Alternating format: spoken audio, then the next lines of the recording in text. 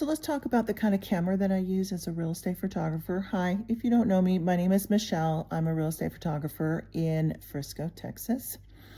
So the kind of camera that I use is it's the type is called full frame, and it's mirrorless. Let me say that again, mirrorless. So what that means is there's not a mirror that is kind of opening and closing really quickly inside the camera. And what that means is, from a longevity standpoint, that means that there's less moving parts, so the camera will last longer. But the main thing is that it's full frame. A lot of kind of entry level photographers will buy what's called a crop sensor camera. I'm certainly not a camera expert, but I would say a crop sensor camera, it can't give you the wide shots that we are a lot of times used to in real estate photography. So you don't get the full scope of a particular room when you are using a basic crop sensor camera.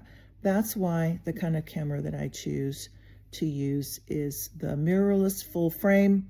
I can shoot in what's called RAW, and what that means is I'm not shooting in a JPEG. That's what a lot of times your smartphone camera shoots in, is called JPEG, and that's a very small compressed file.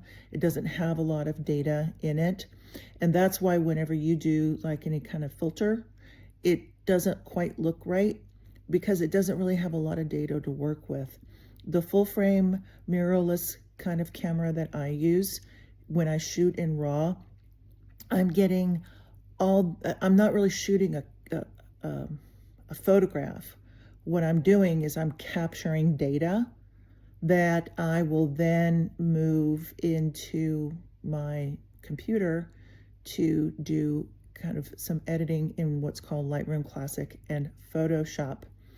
Now, the kind of editing that I do, the style of photography that I choose to practice, is called flambient.